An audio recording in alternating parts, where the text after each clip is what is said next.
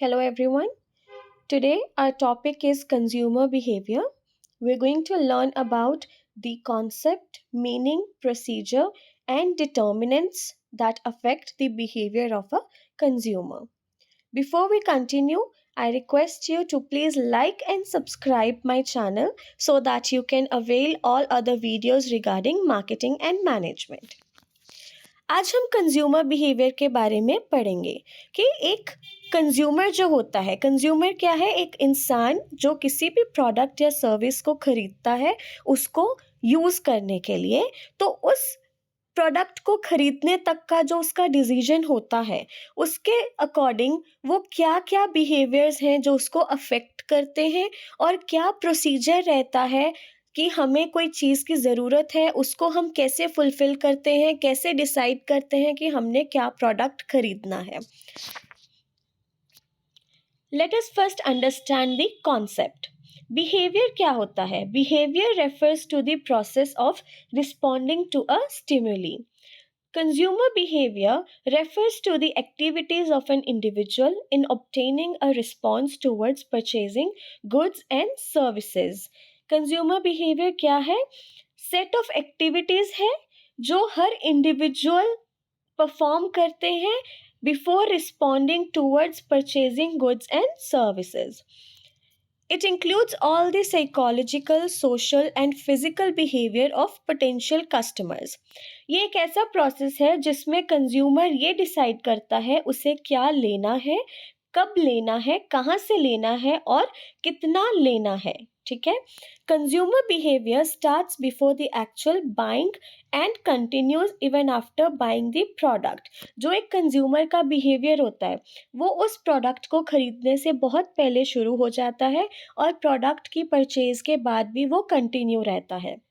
Philip Kotler के according consumer क्या है?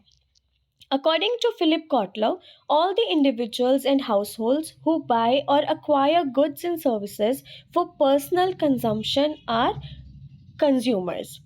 सारे वो इंडिविजुअल्स जो प्रोडक्ट्स और सर्विसेज को खरीदते हैं अपने पर्सनल यूज़ के लिए उनको कंज्यूमर कहा जाता है। अब हम पढ़ेंगे कि इम्पॉर्टेंस क्या है या नीड क्या है कंज्यूमर बिहेवियर को स्टडी करने की। हमें क्यों कंज्यूमर के बिहेवियर्स को स्टडी करना चाहिए? First, it is useful in making better production strategies. जब आप कंज्यूमर बिहेवियर को स्टडी करोगे तब आपको पता चलेगा कि कंज्यूमर की एक्चुअल में नीड्स एंड वांट्स क्या है। तो आप अपने प्रोडक्शन को उसी वे में करोगे, आप वही प्रोडक्ट्स प्रोड्यूस करोगे जिनकी मार्केट में डिमांड है। Secondly, it is important in understanding the actual needs and wants of the consumers. आप जब कंज्यूमर बिहेवियर को स्टडी करते हो तब आपको एक्चुअल में पता चलता है कि कंज्यूमर को क्या चाहिए और क्या उसकी वांट्स एंड नीड्स है। It helps the company understand the behavior of consumers during purchase of a product. बहुत बार ऐसे होता है कि कंज्यूमर्स जब भी आते हैं शॉप पे वो तरह तरह का बिहेवियर शो करते हैं, बार बार प्राइस पूछते हैं या फिर बहुत सारे और प्रोडक्ट्स के साथ उस प्रोडक्ट को कंपेयर करते हैं। तो ये उनका जो बिहेवियर होता है ये तभी हमें समझ आएगा अगर हम कंज्यूमर के बिहेवियर को स्टडी करेंगे कि ये एक पैटर्न है, ये एक प्रोसेस है जो कंज्यूमर फॉलो करता है to make the ultimate decision. Number four, it is useful in designing appropriate promotional activities.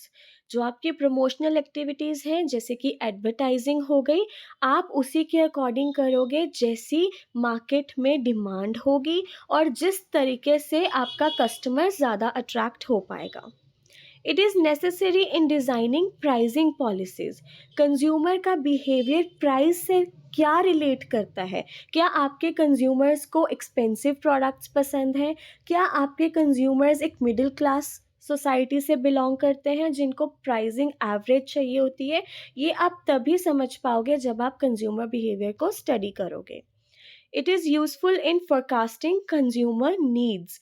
Forecasting means to predict consumer को क्या चाहिए और कंज्यूमर आने वाले टाइम में कौन से प्रोडक्ट्स को प्रेफर करेगा, ये हमें कंज्यूमर बिहेवियर के थ्रू ही पता चलेगा। It helps in understanding consistent change in customer needs and preferences. हमारी कस्टमर की नीड्स जो हैं वो टाइम टू टाइम चेंज होती रहती हैं। किस वजह से चेंज होती हैं? जब हमारे पास अल्टरनेटिव प्रोडक्ट्स आने लग जाते हैं मार्केट में, या टेक्नोलॉजिकल एडवांसमेंट्स हो जाती हैं, तो हमें अप टू डेट प्रोडक्ट्स पसंद होते हैं। तो ये जो कस्टमर की नीड्स हैं ये टाइम टू टाइम चेंज होती रहती हैं। इसको समझने के लिए हमें कंज्यूमर बिहेवियर स्टडी करना ज़रूरी है। It helps in avoiding future market failure. जब आप कंज्यूमर बिहेवियर को स्टडी करते हो तो आप हर तरीके की स्ट्रैटेजी बहुत अच्छी तरह से डिवाइस कर पाओगे, जिससे आप रिस्क से बचोगे और आप मार्केट में फेल नहीं होगे एज अ कंपनी। अब हम पढ़ेंगे कंज्यूमर बाइंग प्रोसेस। जब भी एक कंज्यूमर ने कुछ खरीदना होता है तो वो एक सीरीज ऑफ स्टेप्स के थ्रू जाता है अंटिल वो एक डिसीजन लेता है उस प्रोडक्ट को परचेज करने का। Consumer buying process is a series of steps followed by an individual in recognising his or her needs, gathering information about the product and eventually purchasing the product. तो ये जो process है इसमें main 5 steps होते हैं। 5 steps है। Need recognition, इसको हम प्रॉब्लम रिकॉग्निशन भी बोलते हैं। Second is information search. Third is evaluation of alternatives. Fourth is purchase decision and finally post purchase decision. अब हम इन स्टेप्स को थोड़ा डिटेल में स्टडी करेंगे। This is the framework, this is the what you will draw in your exam. Now first step is need recognition. Need recognise करना। Consumer को सबसे पहले अपनी नीड को पहचानना होता है कि मुझे ज़रूरत किस चीज़ की है, या अगर आपको कोई प्रॉब्लम आ रही है तो आप उस प्रॉब्लम को रिकॉग्नाइज करते हो, जिसको हम बोलते हैं problem recognition. The first step starts with realising what is required. The desire of a need or want arises in the consumer, and he or she feels restless to fulfill that need. This need can arise through internal and external stimuli. अब यहाँ पे जो need है हमारी वो internal stimuli से भी arise हो सकती है और एक्सटर्नल से भी। इंटरनल स्टिमुली क्या होती है? हमारे अंदर से जो एक इच्छा जागरूक होती है कि हमें इस चीज़ की ज़रूरत है। और एक्सटर्नल स्टिमुली क्या होती है? कि हमने किसी के पास किसी चीज़ को देखा और उसके बाद हमें उसको पाने की चाह उठी कि हमें भी उस चीज़ को परचेज करना है। Intensity of the need decides the speed at which the need has to be satisfied. जितनी अर्जेंट आपकी नीड होगी आप उसी को सबसे पहले फुलफिल करोगे। आपकी बहुत सारी नीड्स हो सकती हैं, एक कस्टमर को बहुत सारी चीज़ें लेनी हो सकती हैं, लेकिन सबसे पहले वो उसी चीज़ को खरीदेगा जिसकी उसके सबसे ज़्यादा ज़रूरत है। ठीक है?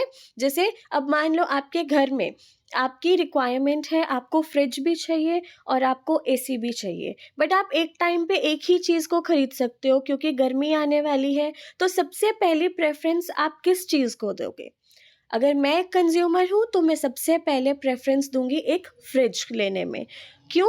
क्योंकि फ्रिज में मैं अपने खाने पीने का बहुत सारा ऐसा सामान स्टोर करूँगी जो अगर मैं बाहर रखूँगी तो वो ख़राब हो जाएगा, मेरा डबल लॉस होगा। एसी की जो नीड है मैं उसको अभी भी पोस्टपोन कर सकती हूँ बिकॉज़ मेरे पास फ़ैन है, मैं खुद सर्वाइव कर लूँगी, लेकिन फ्रिज के बिना मेरा गुजारा नहीं हो पाएगा। तो जितनी अर्जेंट मेरी नीड होगी मैं उसी नीड को टॉप प्रायोरिटी में रखूँगी। Second step is information search. जब आपको ये रियलाइज़ हो गया कि मुझे ज़रूरत किस चीज़ की है, तब आप उस प्रोडक्ट के बारे में इंफॉर्मेशन गैदर करना शुरू करते हो। In this step the consumer will search for the availability of the product by searching for it either in the market और ऑनलाइन। आजकल ये जो ऑनलाइन स्टोर्स हैं यहाँ पे सब कुछ अवेलेबल होता है। तो जो कंज्यूमर है वो सबसे पहले इंफॉर्मेशन इकट्ठी करेगा कि जिस चीज़ की मुझे ज़रूरत है वो चीज़ मुझे कहाँ से मिलेगी। अगर मार्केट से लेनी है तो वो कौन सी ऐसी शॉप्स हैं जहाँ से मुझे मिल पाएगी, और अगर ऑनलाइन लेना है तो कौन सी ऐसी वेबसाइट्स हैं जिनको मैं विज़िट कर सकता हूँ और वहाँ पे कंपेयर कर सकता हूँ। इस स्टेप में अब जो इन्फॉर्मेशन सर्च वाला स्टेप है इसी में कंज्यूमर देखता है कि मुझे कहाँ से ख़रीदना है, कब ख़रीदना है, कैसे ख़रीदना है, क्यों वहीं से ख़रीदना है और कौन उसको ख़रीद के लाएगा। Third step is evaluation of alternatives. Second step में आपने इंफॉर्मेशन सर्च की थी. दैट मीन्स आपने ये आइडेंटिफाई किया था कि मेरा प्रोडक्ट कहाँ अवेलेबल है मार्केट में. और थर्ड स्टेप में अब आप उन ऑल्टरनेटिव्स को एवेल्युएट करोगे. You will select from among the alternatives from where to purchase the product and make a final decision. आपके पास 3-4 दुकानों में आपका प्रोडक्ट अवेलेबल हो सकता है, लेकिन उन 3-4 दुकानों में से आपको एक दुकान सेलेक्ट करनी पड़ेगी on the basis of several factors. बहुत सारे ऐसे फैक्टर्स हो सकते हैं जो आपको उस शॉप को सिलेक्ट करने में हेल्प करेंगे, जैसे कि कन्वीनियंस आपके घर के पास है, या फिर रेफरेंस, किसी के रेफरेंस के थ्रू आप वहाँ पे जाते हो, आपको किसी ने बताया कि वहाँ की जो प्रोडक्ट्स की क्वालिटी है वो अच्छी मिलती है. प्राइस एक बहुत बड़ा फैक्टर है. आप प्राइस कंपैरिजन करते हो तो आपको लगता है वहाँ पे मुझे बेटर प्राइस मिल रहा है, तो आप वहाँ से सामान को खरीद कर लाओगे.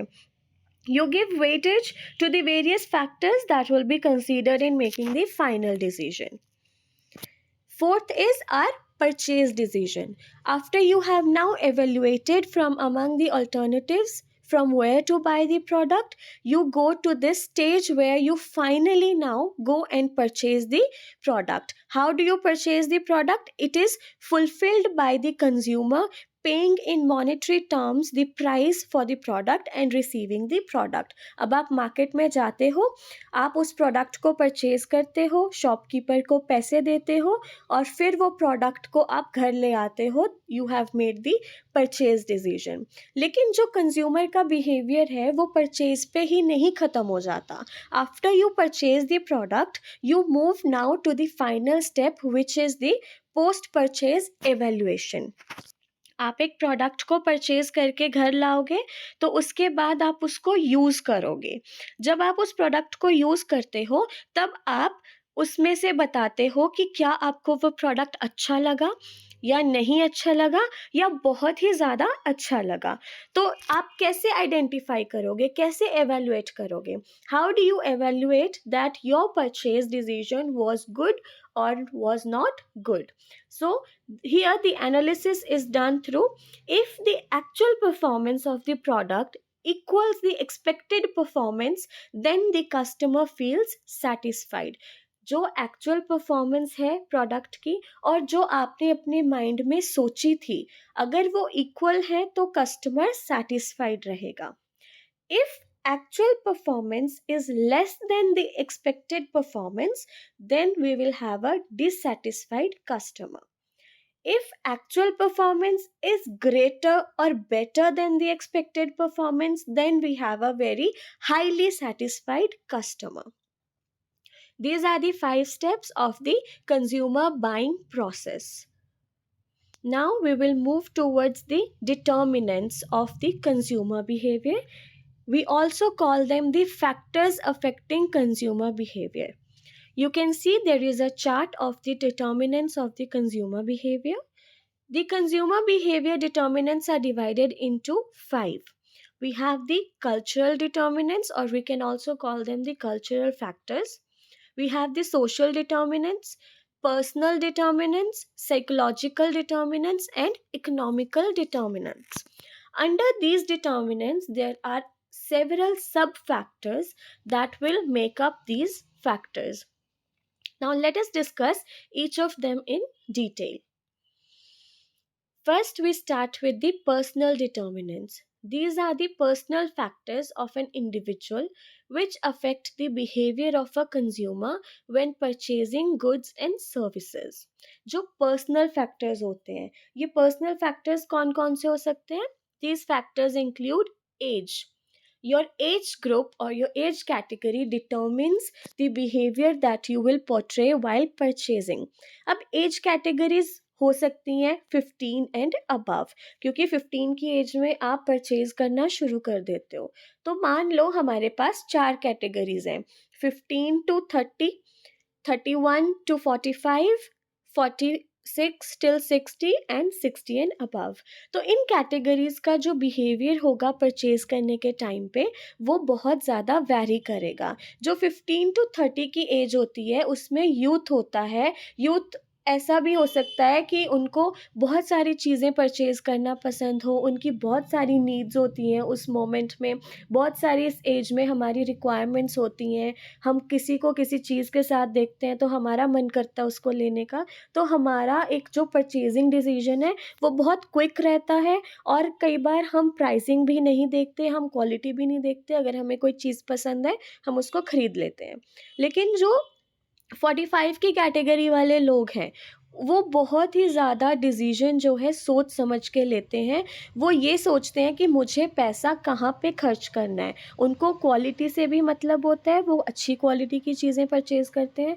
वो क्विक डिसीजन मेकिंग नहीं करते, बहुत सोच समझ के एवेलुएट करके अल्टरनेटिव्स को फिर डिसीजन का फ़ैसला लेते हैं। Second, we are talking about the individual income. Individual income क्या है? आपकी पर्सनल इनकम जो आप अर्न कर रहे हो। अगर आप जॉब करते हो, आपको उसके बदले में सैलरी मिलती है, that is your individual income. अगर वो इनकम कम है तो आपकी परचेजिंग पावर भी कम रहेगी, आप बहुत ज़्यादा एक्सपेंसिव प्रोडक्ट्स खरीदना पसंद नहीं करोगे। बट अगर आपकी इनकम ज़्यादा है, if you are earning well enough, then you will purchase more, you will spend more on your purchase, and your products that you will purchase will also be of good quality and highly priced. Third is your occupation. Your occupation is the work that you do, something you do for your earning. So जिस तरह का आपका occupation रहेगा, आपकी जो behavior है, आपका जो एक buying process है, वो उस पर बहुत ज़्यादा depend करेगा. Fourth is gender. What is gender? There are two types of genders, male और फीमेल. तो जो एक कंज्यूमर बाइंग बिहेवियर होता है वो जेंडर पे भी बहुत ज़्यादा अफेक्टेड होता है. कैसे?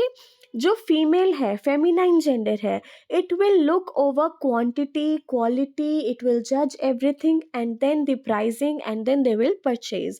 But whereas sometimes male only look for quality of the things.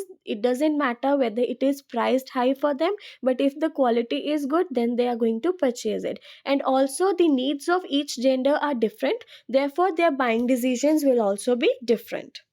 Fifth is your lifestyle, the way you live. What type of living are you going through? How much do you like to spend on your life? How, if you have a big house, you're going to purchase good quality products to keep in the house. If you're living in a small house, then you will negotiate and you will be spending like a middle class family. Sixth is your personality.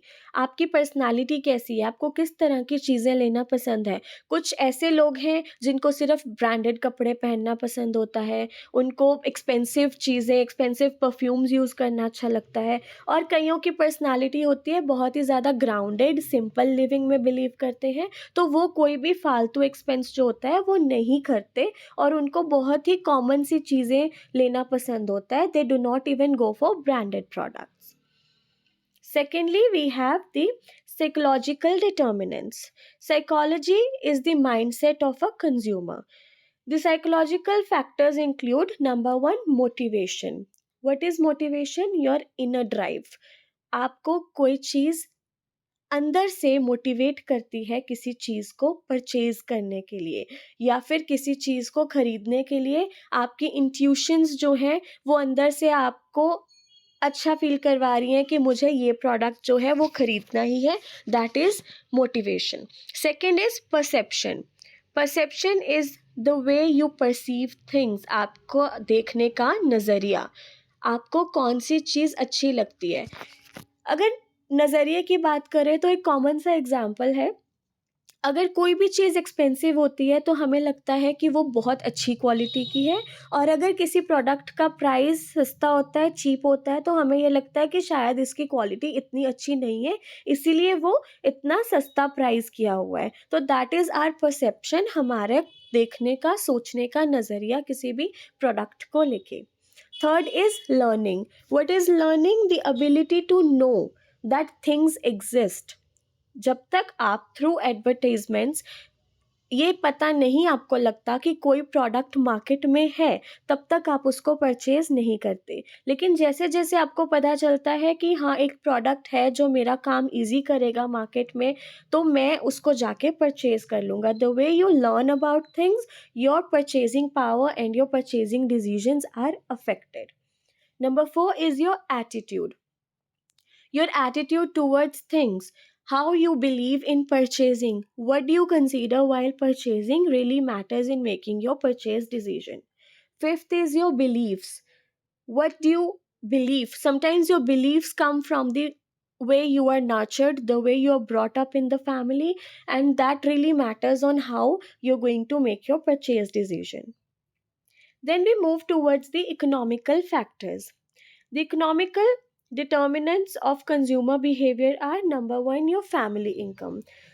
पहले हमने personal factors में बात की थी, personal income की, individual income की, वो है आपकी खुद की अर्निंग। लेकिन फैमिली इनकम क्या होती है?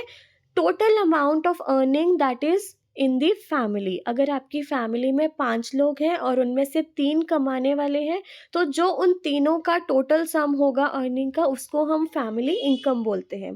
तो जिसकी फैमिली इनकम ज़्यादा होगी, उनका परचेजिंग डिसीजंस भी थोड़े अलग होंगे। जिनकी फैमिली इनकम कम होती है, तो वो अपनी बेसिक नीड्स को पूरा करने में पहले चीज़ें परचेज करते हैं और लग्जूरियस आइटम्स को परचेज नहीं करते। Secondly, consumer income expectations. These are expectations that you're expecting that you will know you will get in the future.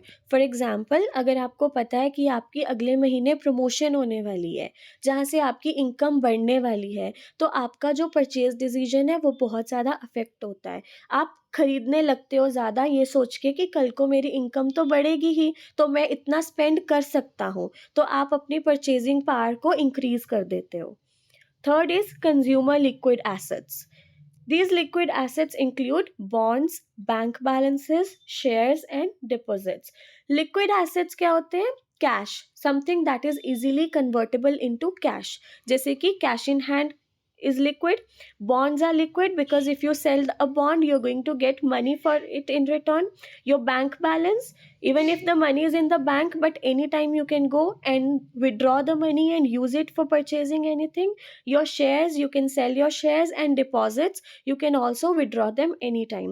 तो जब आपको पता है कि आपके पास कैश इन हैंड इतना है या आप कुछ भी सेल आउट करोगे तो आपको कैश मिल जाएगा, आप खरीदने की क्षमता को बढ़ा देते हो।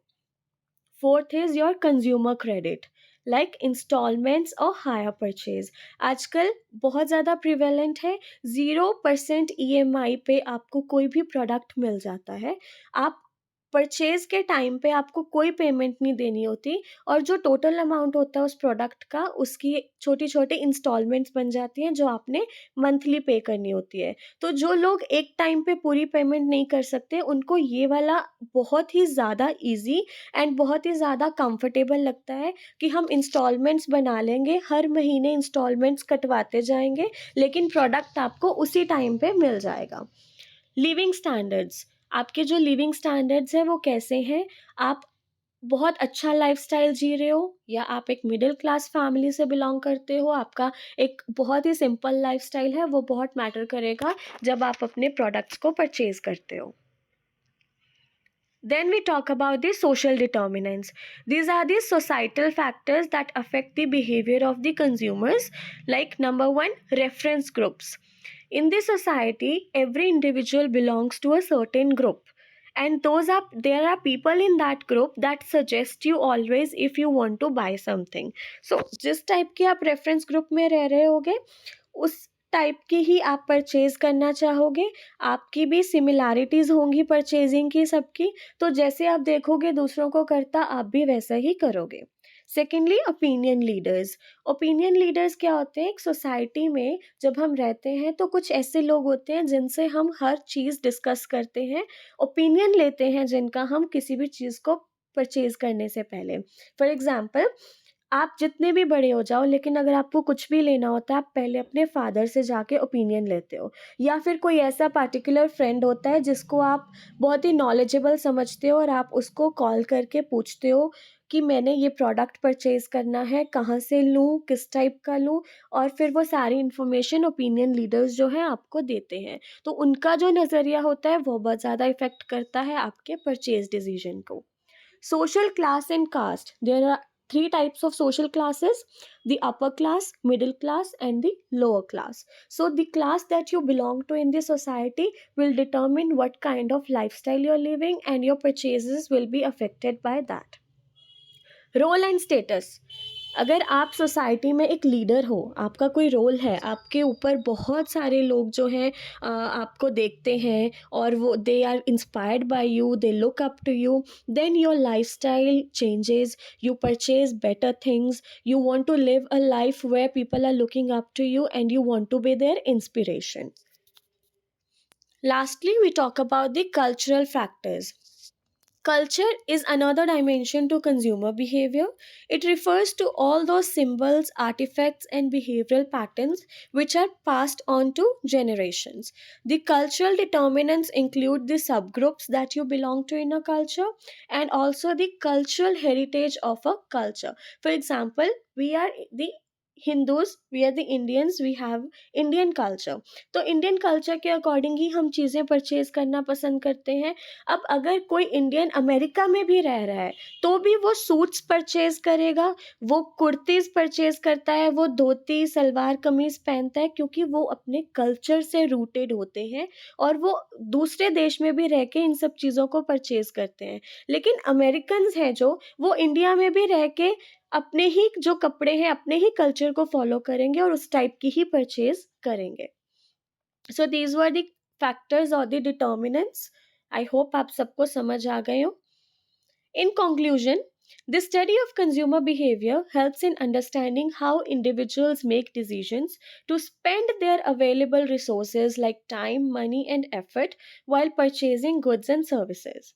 Consumer behavior is the process that explains the basic question: what to buy, why to buy, when to buy, where to buy from, how often to buy, and how to use it. So basically, consumer behavior जो है वो यही बताता है कि consumer क्या लेता है, कब लेता है, कहाँ से लेता है, कब लेना चाहिए उसको, कैसे उसको यूज़ करता है और कितना ज़्यादा वो प्रोडक्ट परचेज करता है. So this was all about consumer behaviour.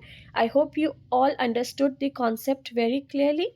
If you have any queries or suggestions, kindly leave your questions in the comment box.